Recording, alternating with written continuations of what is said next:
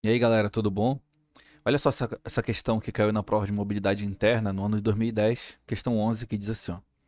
A existência de regularidades periódicas nas propriedades físicas e químicas dos elementos químicos e a necessidade de sistematizar a grande quantidade de informação sobre as mesmas foram as razões para o surgimento e desenvolvimento da classificação periódica dos elementos químicos ou tabela periódica. Na verdade, nada mais está falando do que a necessidade de se organizar os elementos na forma de tabela.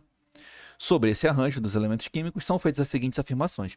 Então, nós vamos analisar aqui é, as afirmativas, né, em cada uma dessas quatro e verificar quais delas são verdadeiras ou falsas, ok? Sobre tabela periódica e a sua organização, beleza? Então vamos lá. A primeira diz assim: um elemento químico que esteja no quinto período, olha só, no quinto período e no grupo 16, apresenta a configuração de valência dada por NS2 NP4. O que significa isso, né? Então vamos lá. Bom, todo elemento que está no quinto período da tabela periódica significa que ele tem cinco elétrons, ou desculpa, significa que ele tem cinco camadas, né? Cinco níveis de energia. Lembra lá do modelo atômico de Bohr, por exemplo, né? Então, quando ele fala que está no quinto período, significa que ele tem cinco elétrons. Então, vou colocar aqui, ó, 5. Ele tem cinco elétrons, certo? Depois ele fala assim, que está no grupo 16. Lembra que o grupo 16, gente, tá? Lembra que a tabela periódica é organizada por colunas, né? Tem as linhas na horizontal, que são os períodos, que são 7 períodos, lembra disso? Em cada período. Deixa eu só desenhar aqui uma tabela, só para a gente ter mais ou menos uma noção do que eu estou falando, né? Aí deixa eu só organizar aqui para vocês. Então nós temos aqui mais ou menos uma tabela periódica, super bem desenhada aqui, né? Aí é o seguinte, a tabela periódica nós temos essas linhas aqui na horizontal, tá? Essas linhas aqui na horizontal seria pra gente aqui os períodos, por exemplo, que são aqui 7, por exemplo, tá? Essas linhas na horizontal que são chamadas de período, elas representam quantas camadas aquele átomo vai ter no seu estado fundamental, tá? Ou seja, quantos níveis de energia, lá pelo modelo atômico de Bohr. E também nós temos as outras linhas que são as colunas, tá? Essas colunas aqui, que são representadas assim, ó, essas colunas, tá? Essas colunas são chamadas de grupos ou famílias na tabela periódica, tá? Esse grupo ou família, ele pode receber nome se for um elemento representativo ou não, tá? Como são no caso os elementos de transição que não recebem nome, essas famílias ou grupos. Antigamente, a tabela periódica ela era organizada dessa forma assim, por exemplo, aqui era o primeiro grupo, só que a gente chamava esse primeiro grupo de 1A, esse aqui é o segundo grupo, a gente chamava de 2A, e aqui era o terceiro grupo, só que a gente não chamava de 3A, esse aqui era o grupo dos elementos de transição, então a gente chamava de 3B, aí aqui vinha 4B, 5B, enfim. Aí quando chegava aqui para cima, voltava 13 ou 3A, né? Que aqui era 1A, 2A, e aqui vinha 3A, 4A, 5A e assim vai.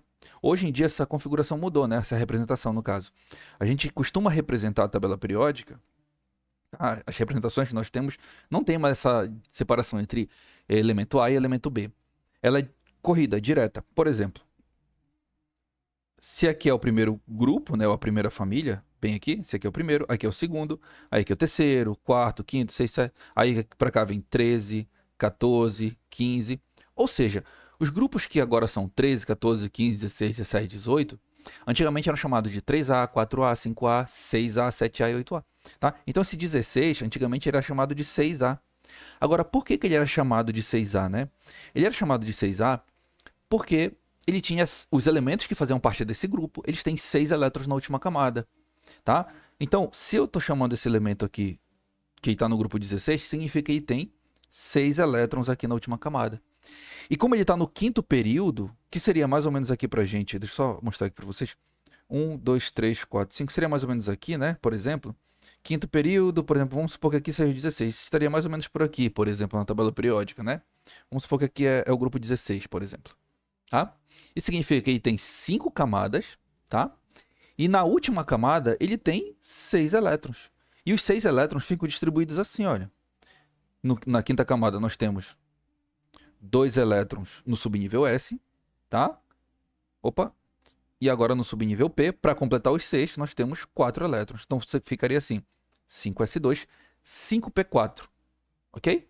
Que realmente combina com o que foi dito aqui, ó, S2P4. Então a primeira, ela está correta. Beleza? Tranquilo, né? Vamos agora para a segunda afirmativa. Deixa eu apagar aqui para a gente poder ir para a segunda. A segunda diz assim: ao centro, aí eu vou precisar da minha tabela periódica de novo. Deixa eu só apagar essas anotações que eu fiz aqui na nossa tabela periódica. Tá?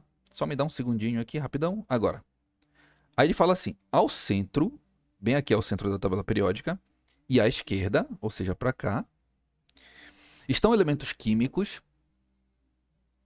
cujos átomos apresentam tendência a perder elétrons e, por conseguinte, formar cátions. Bem, tu sabe que ao centro e à esquerda nós temos os metais aqui desse lado da tabela, tá? E para cá, para essa direção, mais ou menos como se fosse uma escadinha, nós temos aqui os ametais, ok? A gente sabe que os metais, por característica clássica deles, eles têm mesmo essa característica de perder elétrons. Por quê?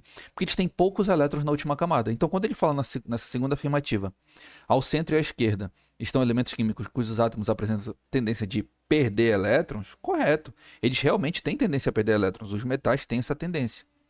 E, por conseguinte, formar cátions. A gente sabe que quando o elemento ele perde elétrons, a tendência dele é formar uma carga positiva, que é um cátion correto, tá? Um cátion tu tem que lembrar lá que é uma carga positiva. Então a primeira e a segunda está correta. Vamos para a terceira.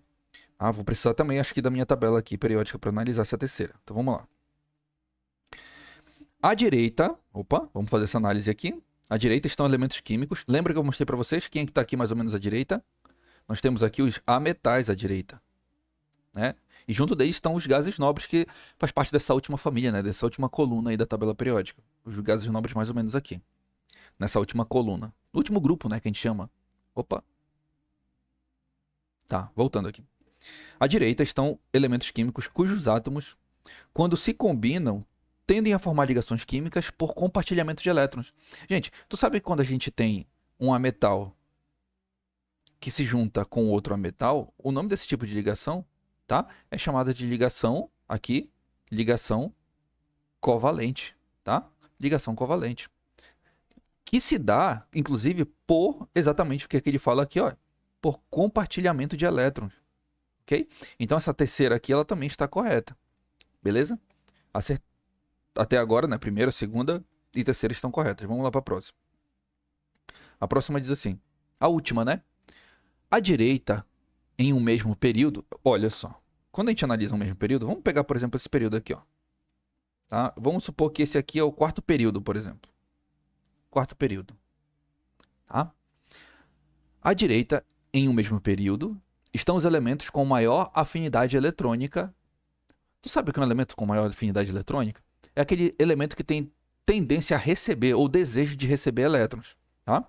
Então, quando ele fala que à direita, em um mesmo período, nós temos que seguir essa linha aqui. À direita, em um mesmo período, nós temos elementos com maior afinidade eletrônica, correto, né? Quanto mais à direita na tabela periódica, mais tu se aproxima dos ametais. A gente sabe que os ametais eles têm essa característica de ser elementos que têm maior afinidade eletrônica. Então até aqui está correto. Maior afinidade eletrônica. E menor eletronegatividade, gente, afinidade eletrônica e eletronegatividade, eles são valores que tem que andar juntos. Então, por exemplo, se um elemento ele tem alta afinidade eletrônica, ele também tem que ter alta eletronegatividade, ok? Então, quando ele fala que apresenta maior afinidade eletrônica, correto, mas menor eletronegatividade não. Se um elemento tem afinidade eletrônica alta, ele também tem que ter alta eletronegatividade. Tá? Esse foi o erro aqui da afirmativa 4, falar que é menor, na verdade não é menor, é maior. Esse foi o erro aqui da 4. Então, gabarito aqui pra gente, 1, 2 e 3, letra B. Letra B. Ok? Espero que vocês tenham entendido. Bons estudos e até a próxima. Tchau, galera.